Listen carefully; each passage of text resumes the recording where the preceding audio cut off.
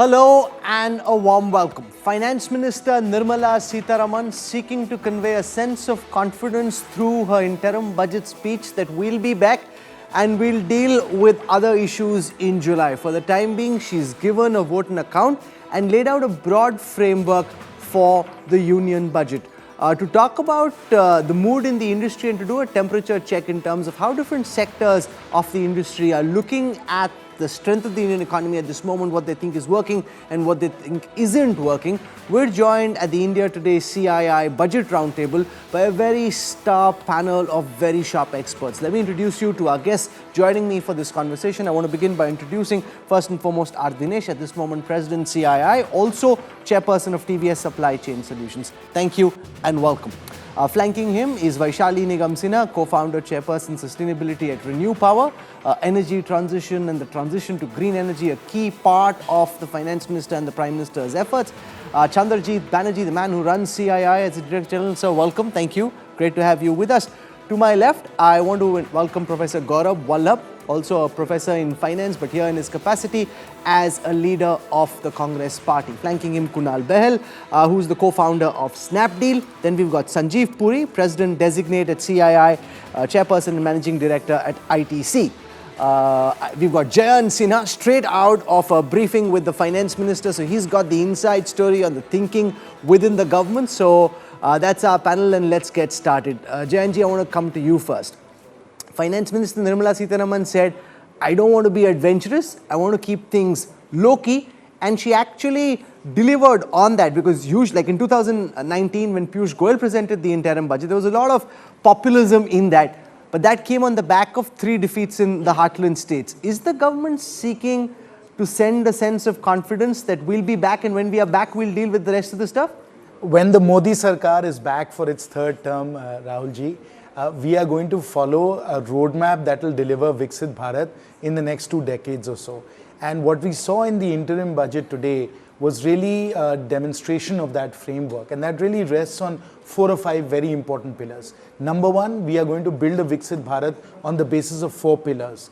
By inclusive growth of poor people, yuvas, annadatas, nari shakti. So that whole 4-pillar framework is there very strongly. Second, capex, which I think everybody here is going to relate to, is going to continue to invest in capex. Number 3 is innovation. There's a very important announcement this time around 1 lakh crores being available for innovation. So forward-looking, futuristic, innovation is very important. And then finally, the 4th item that I think we should all pay heed to is the fact that consistently we've pursued inclusive growth by bringing all people into the Sabka Saath, Sabka Vikas framework and taking advantage of India's demographics. So this is the framework that has been Gaurav Vallabh, often in Parliament, when the Finance Minister presents her budget, the opposition benches up in arms and trying to create a ruckus on some issue or the other. This was amongst the most peaceful budgets we've had. Did the opposition not find anything to target JNG and the BJP for?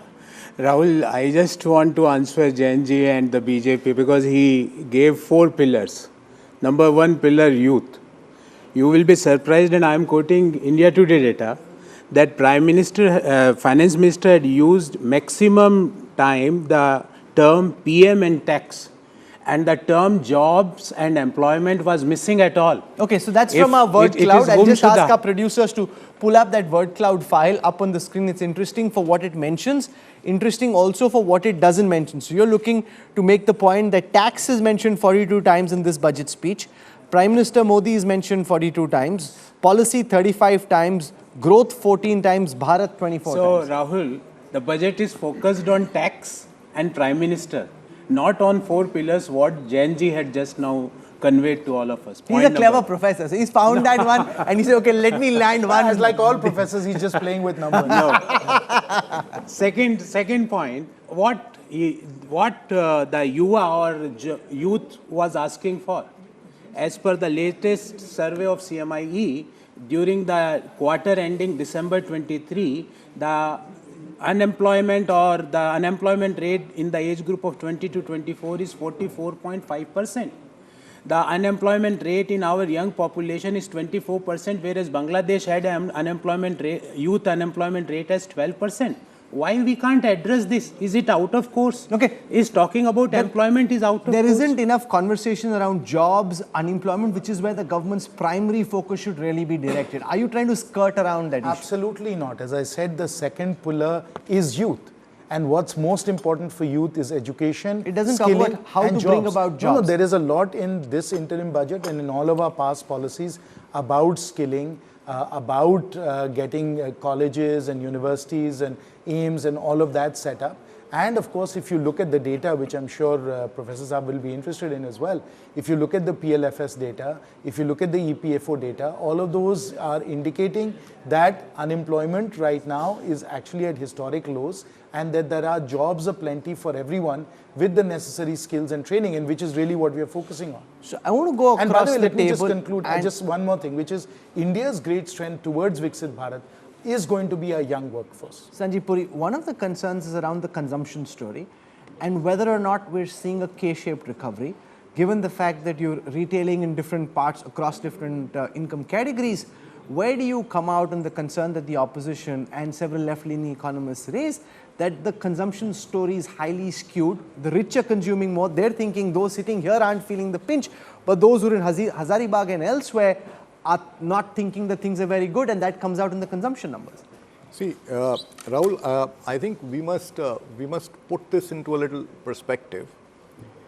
See, first of all, consumption and economic progress are not items that are divorced from each other. Sure.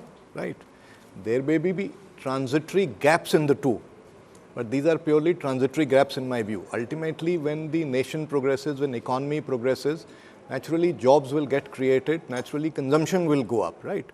We may be seeing some kind of a transitory gap at some moments of time, but we also need to look at it. This is in the backdrop of plenty of shocks that the economy has gone through, and I must say we've handled it much better than the rest of the world. There's the shock of the COVID, there's the shock of the inflation induced by geopolitics, and there are the challenges of extreme weather events that have created some No, but challenges. at a more basal level, it shows that real wages aren't going up, which is why consumption isn't going up, which is why companies like yours and others aren't being able to sell at the lower part of the pyramid like they should be. No, that's exactly what I'm saying. It may be a transitory at some moment of time, but ultimately the two cannot be divorced. How can you make economic progress if consumption is not there? At a moment of time, you see, ultimately, what is the budget trying to do? See, what is the vision of the government trying to do? It's about unlocking the productive potential of the nation. As Jayanji said, it's through skilling, it's through creating public infrastructure, digital infrastructure, empowering and making the economy competitive. It's about look at sectoral focus in agriculture. There were certain sectors clearly called out. Oilseeds, aqua, huge potential for India, dairy. There is also a very important facet of reform. A lot of the reforms that need to happen in future involve the state. So this whole innovative idea of incentivizing. How do you explain? Let me just complete this because it's linked to this. See, the whole innovative idea of incentivizing state to progress reforms is important because in the past, for example, the farm-related reforms got stuck, right? And today, even some of the renewable energy-related issues are stuck at the last mile. So all of these are going to unlock the potential productive, and this, when the potential is unlocked, naturally there will be progress, incomes how will do you rise. explain the consumption conundrum? The fact that the government seeks to convey the sense that the economy in all aspects is doing well. The data for consumption seems to suggest that at the lower part of the pyramid, people don't have that much money to go out and buy more goods. Two-part answer. Number one, if you look at consumption, really the focus has been on rural consumption, not urban consumption. And second, it's been very quarter to quarter and short term. We have to look at it over a slightly longer term period because we are coming off COVID. And the rebound from COVID was very strong. And so when you look at a quarter to quarter, year-on-year comparison of a very strong COVID rebound, you're going to get a bit of a slowdown as well. So we are seeing a little bit of that. It's very transitory. Second, the amount of stimulus, the amount of inputs that are going into the rural economy right now are going to, over the next year or two really result in dramatic growth in rural consumption as well. And there I'm going to point to things like the capex boost that we provided, the agriculture infrastructure fund of 1 lakh crores, which is going in right now for cold storage, the continued focus on food processing. All of these are longer term measures that will take us beyond the COVID rebound and into strong sustained growth. And that really is the focus of Viksit Bharat. India's growth potential is 7 to 8% a year. We are there right now. That's what we have to sustain. Only comes through investments in the urban economy and the rural economy. So speaking of investment, the government now counting on private investment really coming to the party in a big way. And Dinesh, that's where the role of CII and all your members become crucial. Post the budget, you had an opportunity to speak to several of your members. As President CII, what's your sense of the level of investments we'll see in the months to come? Because the government's increased its capex by only 11% and there's a limit to what the government can do in terms of boosting capital expenditure. When does private investment really take off in the way the government's hoping for?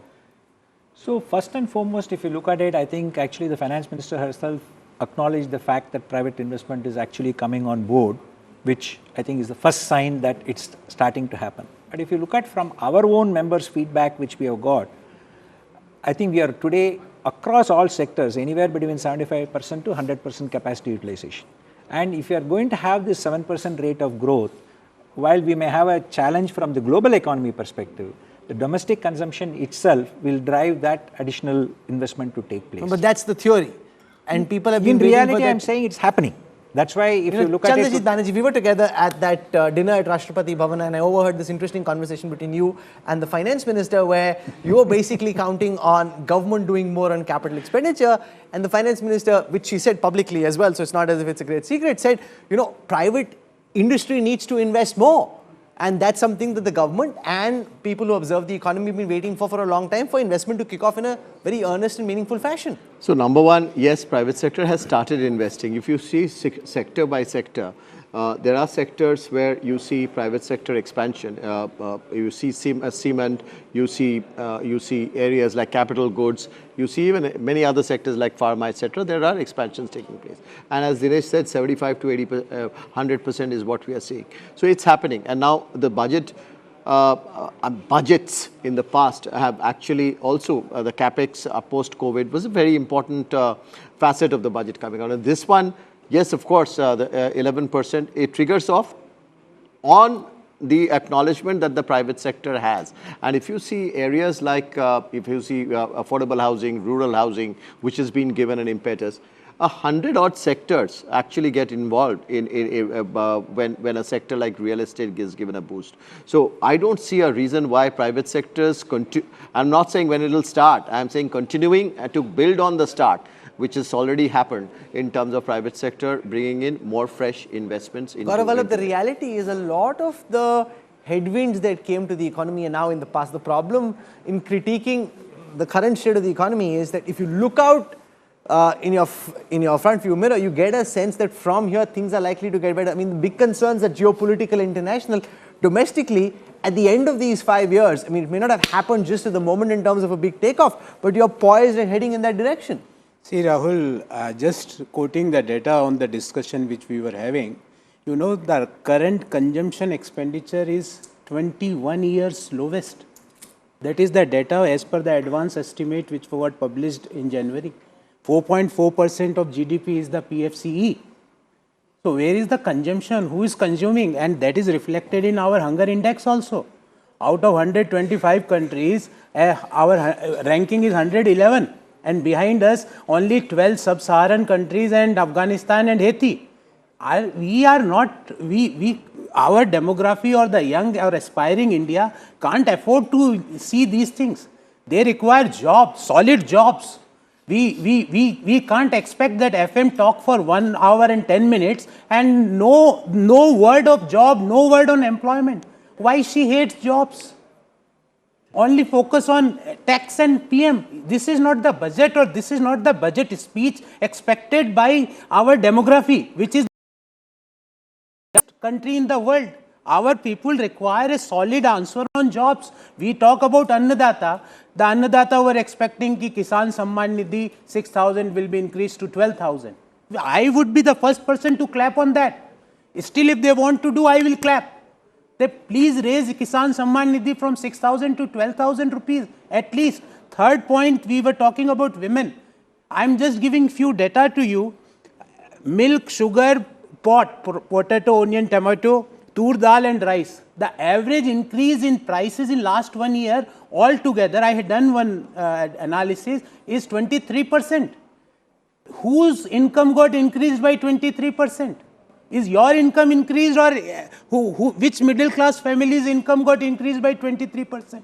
So let me put that question to Kunal. Well, on the issue of job creation, I mean, the Indian startup story has been a story that's usually in the headlines for the right reasons. Just straight off the bat because of Paytm, and before that Byju's, it's taken a bit of a hit as well. But do you think the government's focusing as much on job creation as is required for an economy with our demographics? Look, while we are here to discuss the interim budget, it's also important to zoom out sometimes and see how much we have covered in terms of distance. In 2014, there were 350 registered startups in India. Right now, we have 1,12,000 registered startups. Imagine the number of jobs they have created already, directly and indirectly. And a lot of the announcements that were today, while it was a short budget, even in that short budget, there was enough for startups, particularly for the sunrise sectors, where the 1 lakh crore low or no interest scheme was announced for the deep tech R&D sectors of the startup and overall economy. We are going to see massive explosion of startups that will get created in these sunrise sectors, and they will then be long-term job creators as well.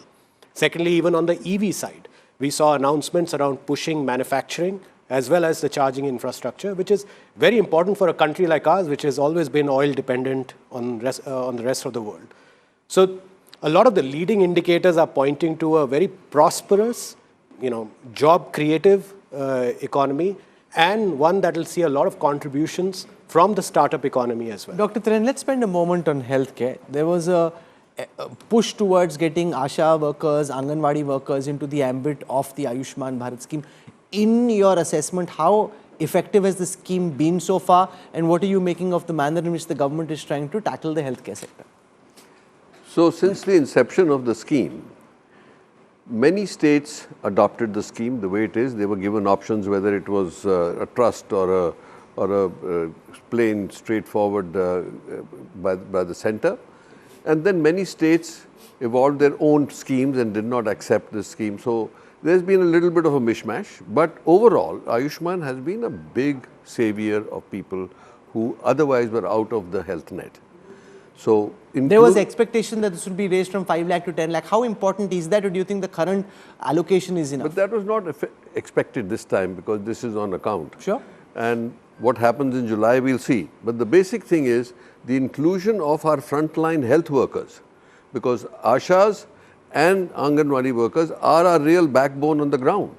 And if we are to get that service of Ayushman and inclusiveness into the health stream, we need those people to feel secure and actually be forward looking in their own part. The next part is to upskill them, because they are truly our asset on the ground. And then for every village, for every 1,000 people, there's an ASHA worker. So you know that that network is well established now. Ayushman is an excellent scheme. Its coverage is good. Some of the rates which are unrealistic have to be improved over time because of the fact that if the hospitals are going to lose money giving a service, then it's not going to be so popular or widespread. But when we talk about jobs, which we were talking about, for each bed created, there are 6 to 8 jobs created. So as we have said, and the government has also announced in this one, is the fact that more medical colleges, more hospitals have to be created, because we are half of what we should be to service a population of India's size. So if that happens, we double ourselves, we'll create 9 million more jobs. And the lowest paying job in the healthcare stream is at least 15 to 20,000 rupees. So they are instantly becoming participative in the economic movement, also taxpayers very quickly. So I think in all, if you look at it from every angle, creation of healthcare facilities will not only make a healthy India, but also help in a robust job creation and also help the economy as we move along. Vaishali, the government laid a lot of emphasis on solar panels on rooftops with an aim to try and push renewable energy even further. Do you think, as far as policy is concerned, we're moving at the speed at which we should be, or do you think we're not moving as fast as we ought to? Faster. So we're doing very well in our sector. I think we've, this government, if we step back and see over the last decade, it's been a decade of action on the green front. When we entered, we are also about 10 plus years old. The cost of conventional was a multiple times that of clean. Now, clean energy is cheaper. It's a big step in the right direction. I think not only at the national level and the subnational level has this government made progress, but at a global level, we have really been ahead of the curve as far as the energy transition related policies are concerned. This announcement, which is the rooftop announcement, I think takes this whole narrative to the grassroots, to the bottom of the pyramid, I think which is critical. Muft Bijli for all. I think that is a real hook for people on the ground to get attracted to using clean energy. And I think that is critical, and it aligns with the Prime Minister's life mission, where it is sustainability at the individual level. So I think this government is very clear as far as our sector is concerned with respect to evolution of the structural reforms they have implemented. And I hope people who are here from the political community, fraternity would agree that there has not been much of a debate on clean energy and renewables in Parliament, and that has been a pretty uninterrupted space, creating disruption in the sector That's because globally. we don't have a Trump-like character and he's not questioning No, let's give credit to people for who they are. Let's spend a moment talking about how the Indian economy is doing relative to the rest of the world. I want to put out data from the International Monetary Fund's macroeconomic outlook, which came out this week, which is revising India's growth prospects upwards from 6.3 to 6.7, projecting 6.5% growth for the next 2 years. Also, if you look at how the other economies are doing, including the advanced economies and peer-sized economies, Gaurav Vallabh, even you would need to agree that India is one of the biggest engines of global growth, 16% of global growth coming from the Indian economic engine at this moment. No, I don't disagree on that. But we have to agree on one more thing, that 82 crore people of our country are dependent still on 5 kilo free ration. We have to talk about that. 60% of our population is dependent, when we are talking, on 5 kg free ration from government. So that is why we are saying this is a K-shaped recovery model. So let me put that question to Jains, and I want to build on what Raghuram Rajan told me, Professor at Chicago Booth, in relation to this. He says that the actual growth that India requires is 9 to 10%.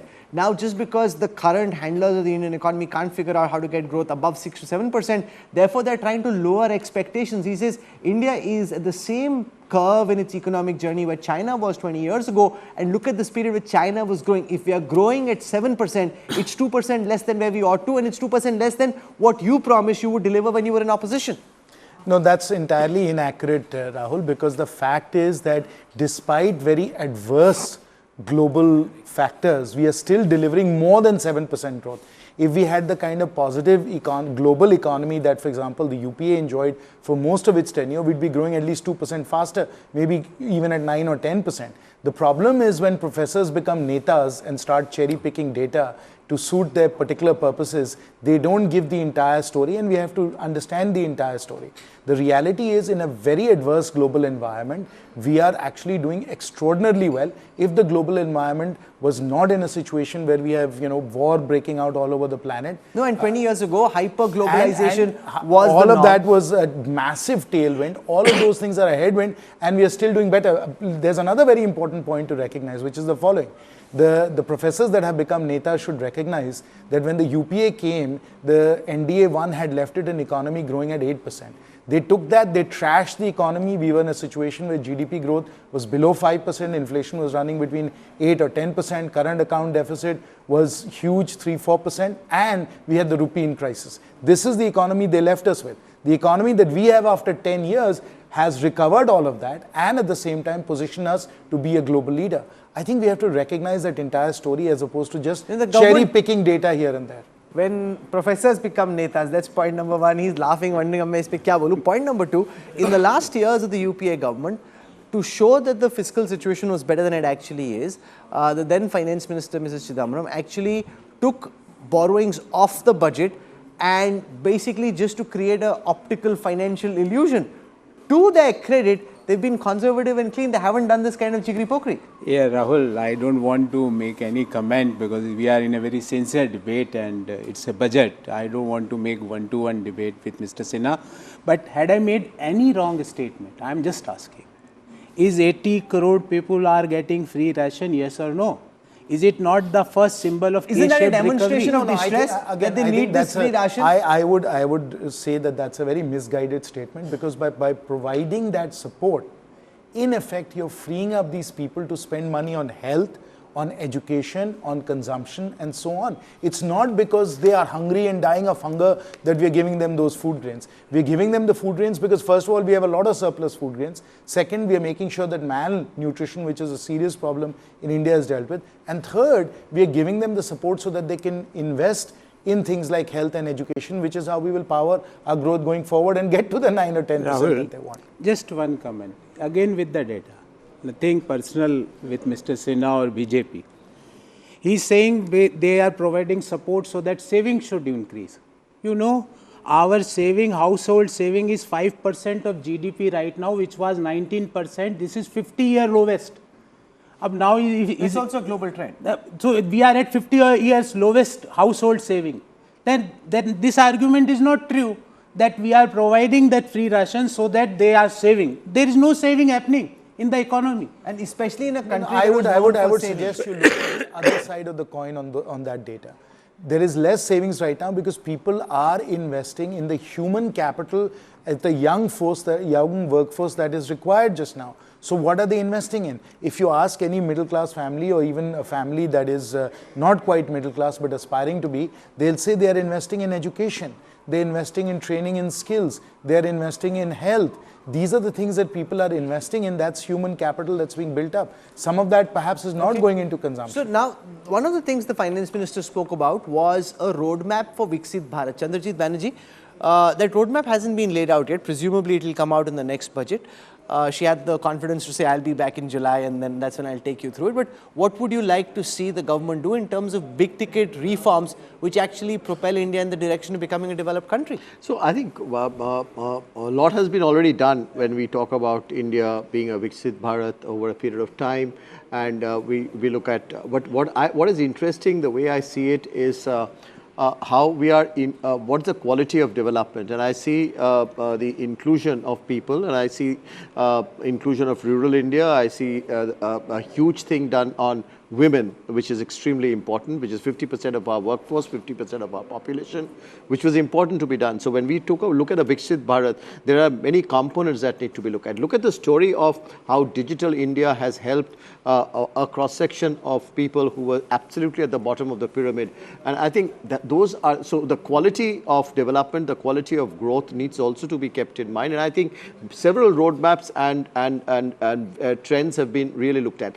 Coming back to what Vaishali was talking about, if you really look at how India has taken a leadership from the global south on green, which is so important given our aspirations of growth, is also very important. And in this budget, you see a huge number, not just what she has been happy about, the rooftop solar, but in many other areas of green and sustainability. You look at how we are focusing on blue economy.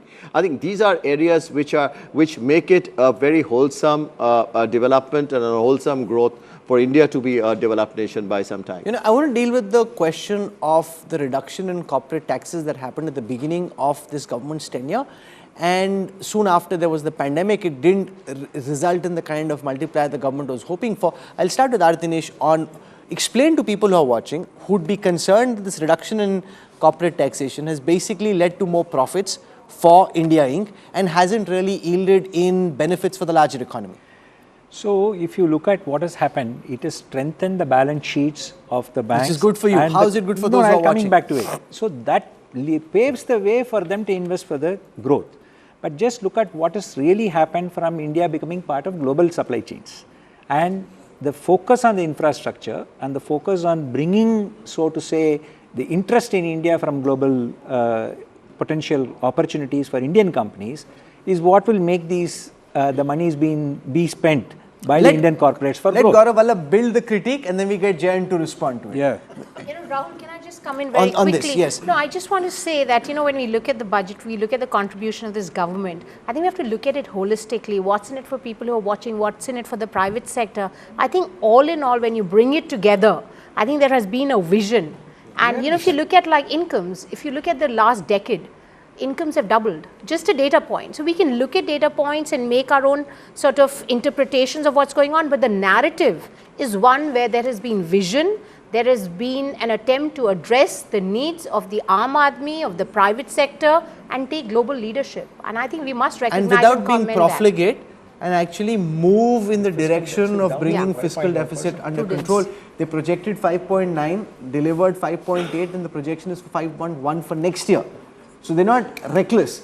See, Rahul, when Madam FM was talking about Lakpati Didi, Lakpati Bhaiya, I was fondly getting myself reminded that all of us sitting here and in India are Lakpati Dendar.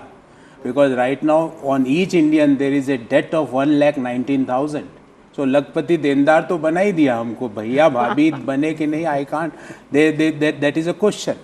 So coming to fiscal deficit, there is a total debt for FY24 on our government or on all of us, 169 lakh crore. 169 trillion rupees is the total debt on government of India. So that comes out as 1,19,000 per person. A lot of the capital expenditure that we're seeing is actually being fueled by debt, which is basically just passing on to the future the challenge of having to pay off what we're doing right now. Absolutely wrong. The fact of the matter is that we obviously had to take on a certain amount of debt, which by the way, by global standards is perfectly reasonable.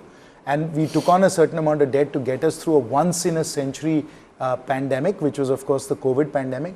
And subsequently what we've been doing is we've been investing that in capital expenditure that's building the Atal Setu bridge, that's building hundreds of thousands of kilometers of national highways, that's building ports, that's building railways, that is strengthening our ability to sustain growth at the 8 or 9 or 10% that we want. If we were not making that capital expenditure, if we were not making those investments, we wouldn't be able to sustain growth. Because then none of the engines of the economy would be firing. Then we would be, well actually private sector capex is going up very smartly. That's the latest data. In FY 23-24, if you look at what's happening to private sector capex, it's rebounded very strongly. And one thing that we have a lot of very knowledgeable and astute business people here, which you have not brought up, but I wish you brought up, is that in this budget, borrowings from the markets are actually going down, and that is going to enable the private sector to borrow at lower rates.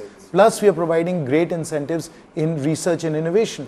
These are the engines that will then fuel our long-term growth. And that's what we have been able to achieve, which because of short-term competitive populism, which Congress is famous for, the whole Nyaya Yatra is all about short-term populism. All of their manifestos were short-term populism. And that's what wrecks the economy. We just saw that over 10 years when they had their government. So we have to look at how we've prudently managed the budget, not done off budget balance sheet chickenry, and at the same time being able to impart long-term growth. Sanjeev Puri, one of the big opportunities for India in an international context at this moment is to benefit from the China plus one pivot in global supply chains. Share with everyone watching your sense of the extent to which you believe India is being able to benefit from that historical pivot, or do you think we're just one of the many beneficiaries and not really the prime beneficiary?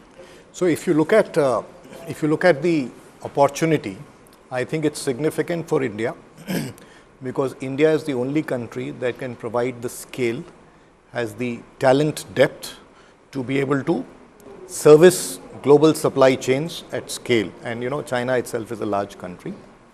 And we have seen this starting to happen. We have certainly seen this starting to happen. Electronics is a good example. As we go along, I think much more will happen because all the policies are conducive. There are PLI scheme, corporate income taxes have been rationalized. I think if the world was performing at a better pace than what it is doing today, the globally, consumption is very, very depressed. I think we could have seen a faster progression on that. But I think it's a matter of time. It's bound to happen, and there's no other country can then provide this kind of scale and depth. Kunal, where do you in come out in the services, question of- I just want to add Yes. one more thing. See, that is the manufacturing side of it. In services, we are already starting to do it. The amount of global capability centers that are happening in India is a very large chunk, and I think this will only accelerate over a period of time. Rahul, can I just add one point Yes. to that? If you look at the competitiveness of India, I think that is what will make people come in and make us. Do you think competitiveness is improving at the speed at which it should? Significantly improved, and that I would say is right now anecdotal because the investments take at least 12 to 18 months to happen. So where do you think we become more competitive than in the past? Both from a logistics and supply chain cost, as well as the way the digitization has been implemented in terms of the trade, has made a big change. I mean, I would say India's biggest differentiation today is its digital public infrastructure being used for the benefit of industry and the common man. You know, this would give anybody a great amount of pride, because when we were, for example, CB, in Switzerland recently, a lot of what you now take for granted in India, whether it is 5G or at least 4G, or it is a digital payment, a lot of the so-called supposedly advanced countries are struggling, which has not got to do anything with the BJP or the Congress, which just happens to be India here and now. That's right. Rahul, if I may, you know, I being maybe the youngest here and still considered a millennial, I vividly remember the time that in our school books we were always bunched together with many other countries and always called a developing country. There was always this column in the tests which said developed countries and developing countries, you know, check. Finally, this budget has set the goalpost and a date for us to become a developed country. And I think how inspiring that is for a nation of very youthful 28-and-a-half-year-olds is going to be tremendous. No, but given the income inequity, because not just the size of the economy, you also have to lift people at the bottom of the pyramid and raise their income levels as well, because it's not about just becoming the world's third largest economy. Yeah. You have to be able to make the country prosperous for everyone going down. And hopefully that happens, right? Like we, as Vishali was saying, we have been doubling our income levels. The next 5 years are going to be very interesting because it's the first time we are going to cross $4,000 per capita GDP. And the government can take credit, Professor Vallabh, for the fact that they started when you left them at number 10. They brought you to number 5, and if they do come back to power and growth continues in the way that's anticipated, we could be number 3 before the next term gets over. What was our ranking in 2004? What was our ranking? It was about 20. So it's a cycle, you're saying. So it is supposed to happen, but the truth of the matter is that we are right now 5th largest economy in the world, but as far as per capita income is concerned, we are 137th in the world.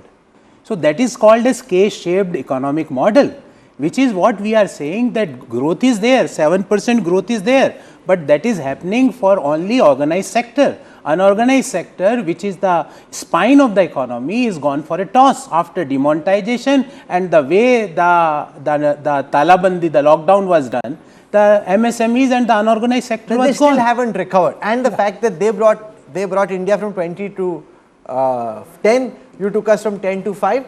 India is on a growth trajectory regardless of whether you come back to power. India or not. is on a growth trajectory, Rahul. There's no doubt about that, right? We have a young workforce, we have a very large population, we are poor, we are going to grow. The question is whether we grow at 5 or 6% or we grow at 8 or 9%. That's really what we're talking about. But of course, we are going to grow. What we've demonstrated is that with the right policies and inclusive growth, which of course is required, we are able to lift all sections of society and maintain the 8 or 9% growth for decades, which is what is required to become a Viksit Bharat. And that's what even this interim budget is showing, and all of our budgets have shown. Okay, so I'm running out of time in this conversation. I want to go across the panel and ask the one big concern. What is it at this moment, given where we are as a country, as an economy? Dr. Thiran, what concerns you the most? So, you know, the input cost of delivering healthcare is still high. That means as much as we try to deliver at affordable cost, the movement is slow. So, if there is technological development in India and we can bring down the input costs of delivery, India could be the first country which could provide high quality care to all its citizens, because there is no country in the world which has been able to do that across the board. But today, if we double our sector, increased employment, all that stuff, I think we will not only be sufficient for India, but we will be the human capital suppliers in healthcare to the world. Kunal, your biggest concern? You know, one of our enduring requests as a startup ecosystem is to simplify ESOP taxation, where we now, as a startup sector, employ millions, but unfortunately, outside of the founders of these companies and the investors of these... I'm very curious to know, what are you making of Paytm and before that Byju's and a 99% reduction in valuation? These are the marquee names and faces of startup industries in India. You know, but as a startup sector, I think we've done pretty okay. There will always be some examples here and there, but as a startup sector, I think everyone would agree that it's been a resounding success. That's Kunal putting on his diplomatic hat and trying his best to dodge that question, but which is true. These are the exceptions. There are several success stories there as well. Mr. Dinesh, your biggest concern at this moment? I think it is geopolitical and the fact that we have to continue to have enough ammunition available. But the comfort I have is that the fiscal deficit which has been done here gives us the ability to weather those geopolitical issues. Vaishali? All things green and clean. First thing would be, I really want clean air. If we could do something about it, something to address that. I also feel that 80% of the country is yet to be built by 2080, I believe, or something like that. I wish and I hope all the sectors could come together to work towards a greener India as we build the infrastructure. Sanjeev Puri? Well, I think my biggest concern is the climate emergency. And whilst India is doing very well on the energy transition, I think, of course, the challenge, and it's not specific to India, across the world, is so large that faster progress needs to be made. That's one side of it. The second is, the reality is the world is going to get hotter with passage of time. We'll have more extreme weather events. So I think the piece of learning to live in a world with more turbulent weather conditions, or adaptation as they call it, more so particularly with respect to the agriculture value chain, how do we build resilience? I think that would be the area that we need to focus on. Chandrajit Banerjee, your biggest concern? So, we've seen a lot of reforms which has happened across in the center. We have seen the budget also taking them forward. The next story of India, I think, would be in the states of India. And I think there are states which have really turned around. The states which Where do you see a turnaround? I see a turnaround in many states. If states which were very weak, we talked Bimaru states which have grown ahead, where states which were just not, which were backward, which has grown ahead. I see a lot of turnaround, even in ease of doing business, to their growth, their economic growth, etc. I'm not naming out or calling out any state, because you will again start another debate because you asked for a closing comment. But having said that, that states, all the states to be taken board. We cannot have a failure like what we had on a farm bill. We cannot have failures on power. We cannot have failures on labor policy. We need to take the states along. GST was a great story. We need to take the states along. More consultative decision. Very quickly. Gaurav. Rahul, for me, biggest concern is job. I don't want to read a news that hundreds of boys and girls from Haryana are queued up to work in Israel reconstruction. And they are saying it is better to die there than die with hunger or die due to poverty. So for me, the biggest concern is job. And second is the K-shaped recovery model. When we are saying 7% growth, it should happen, there should be 7% growth in the farmer's income, in your income, in my income, not only few 3% of the billionaire's income. That is the biggest concern. Well, I would say it has already been said by the panel across Modi ji's next few terms. Short term, I worry about, of course, geopolitics. Longer terms, of course, I worry about the climate emergency. This has been an interesting conversation. I want to thank all our guests for joining. It's very difficult to get all of you together in the same room. That's the power of the India Today CII Budget Roundtable. So thank you, CB, for helping make this happen. Thank you, and all the best to you, Sanjeev. And let's see how the next few months shape up from here. For joining us on this conversation, thank you very much. We have a lot more on this budget and everything else that's happening in the world. Stay tuned. We'll be back with more. Thank you.